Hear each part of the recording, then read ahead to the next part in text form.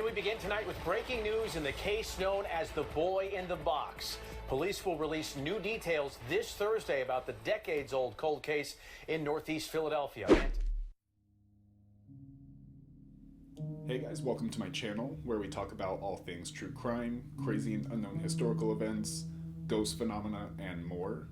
I also travel to and explore some of the locations that I talk about, although I have had to put those videos on pause due to the weather lately, but I do have a few planned for the near future. So if that's of interest to you, then definitely consider subscribing to my channel and also hit the bell icon so you don't miss my upcoming cases and adventures. Today's video is about the mysterious case of the boy in a box, a case that went unsolved for over 65 years, not having many leads until 2022, and Philadelphia police have recently released some new information.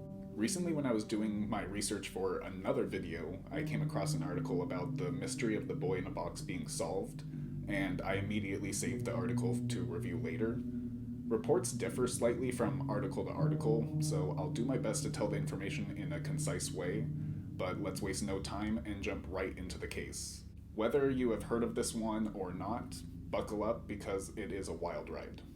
Reports vary of what exact day the body was found, but sometime between February 23rd and February 25th of 1957, a college student named Frederick Bononis was walking along Susquehanna Road, a rural one-lane stretch of road in Philadelphia's Fox Chase neighborhood, when Frederick stumbled upon a large cardboard box tucked into the brush that looked out of place.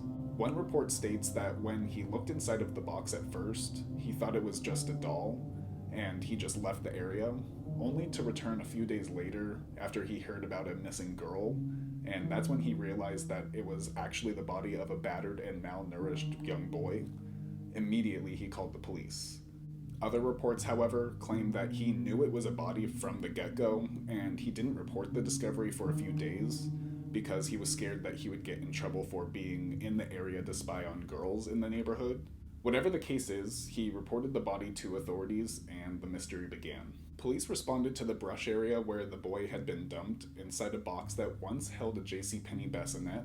The child, who weighed 30 pounds, was estimated to be between the ages of 4 and 6 years old. The boy had been beaten to death, and an autopsy determined that the cause of death was blunt force trauma, and that he had been dead between 3 days and 2 weeks before he was found. To add to the mystery, the boy appeared to have been bathed and given a haircut before he was put into the box. Whether this happened before or after his death is still unknown, but it is most widely believed that it occurred after his death in an effort to cover up any evidence. The crude haircut left clumps of sandy blonde hair, which led to the theory that someone had cut his hair in order to hide his identity. The boy was naked and wrapped in a blanket, and according to one article, his body had a mix of healed scars and multiple fresh scars on his ankle, foot, and groin that appeared to be surgical in nature.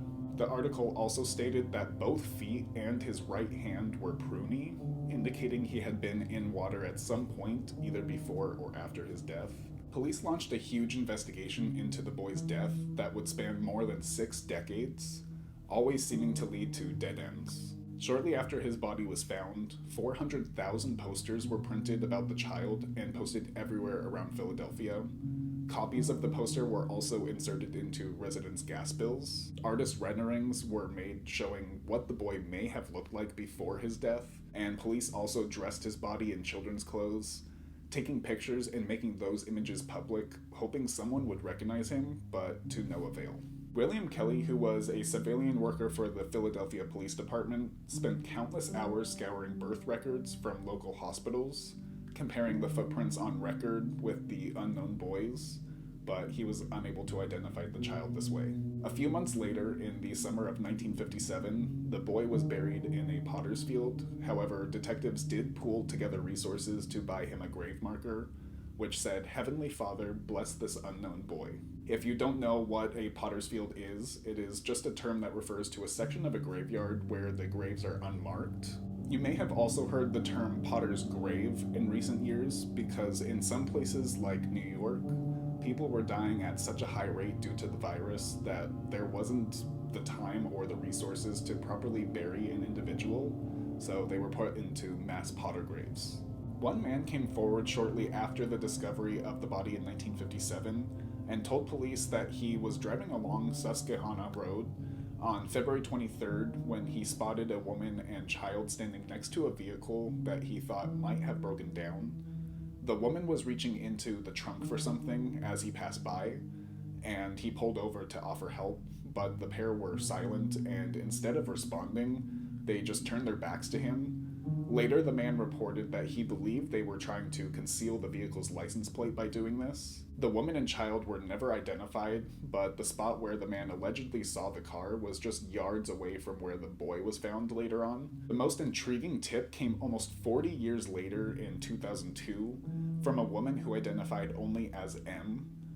The woman said that the child was a boy named Jonathan, and her mother had purchased him from a wealthy family as a toddler back in 1954, claiming her mother would physically and sexually abuse the boy and forced him to live in the basement. One night after Jonathan had thrown up baked beans on the basement floor, her mother killed him in a fit of rage. She and her mother then disposed of his body on the side of a road where she said a male motorist had stopped to offer them assistance. M's story mirrored details told by the passing motorist from 1957, including some details that were never made public by police, such as the baked beans being thrown up, because they did find baked beans in his stomach during his autopsy, but the evidence that she came forward with was never proven nor disproven. Over the years, many theories have been tossed around. Some investigators theorized that the boy was Stephen Damon, a 2-year-old who had been abducted from a Long Island supermarket 2 years prior in 1955. However, DNA taken from the boy in the box during a 1998 exhumation ruled out the Stephen Damon theory. Others theorized that the boy had lived in a nearby foster home where he had been born illegitimately and kept a secret, but this theory was also later ruled out. During the exhumation I just mentioned, which occurred back in 1998, a tooth was taken from his body in order to use new technology to try and identify him, but this still came to a dead end, unfortunately. Afterwards, instead of being put back into the Potter's Field, his body was moved and reburied at the Ivy Hill Cemetery with a new headstone which read, "America's Unknown Child." His case being the oldest unsolved murder in Philadelphia's history until now, by using DNA which was obtained during a second exhumation in 2019. Thanks to advancements in investigative technologies, specifically something called genetic genealogy, which is when DNA is used to infer genetic relationships between individuals. The most well-known use of this is in those at-home DNA tests, which became popular in the last few years, such as 23andMe.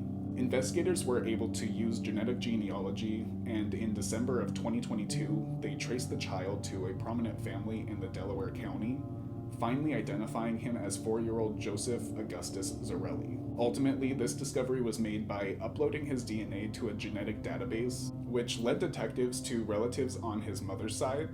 After pouring through birth records, they were also able to identify his father, also learning that his mother had 3 other children. Joseph Augustus Zarelli was born on January 13th, 1953, which meant that he was only 4 years old when his body was found. Aside from that, however, the detectives stayed very tight-lipped, although they did explain that numerous questions still remain about Joseph's life and death, but for now, the police are not releasing the names of the parents out of respect for his living siblings. They also refuse to speculate on who killed Joseph, though they noted that they do have their suspicions. Although there was finally a breakthrough, this is still being considered an active homicide investigation, and investigators are still asking for the public's help in filling in the blanks of Joseph's story. In his very short life, it was apparent that this child experienced horrors that no one should ever be subjected to. Despite repeated pleas for help from the public and immense public interest in the story, no one ever came forward to claim the child. When people think about the boy in the box, a profound sadness is felt, not just because a child was murdered, but because his entire identity and his rightful claim to own his existence was taken away. And despite not knowing his name for 65 years, this child's tragic story was always remembered by the community, the Philadelphia Police Department, and our partners. Sadly, Many that worked on his case throughout the decades and put in countless hours of work into identifying him have passed on. This announcement only closes one chapter in this little boy's story while opening up a new one. This is still an active homicide investigation.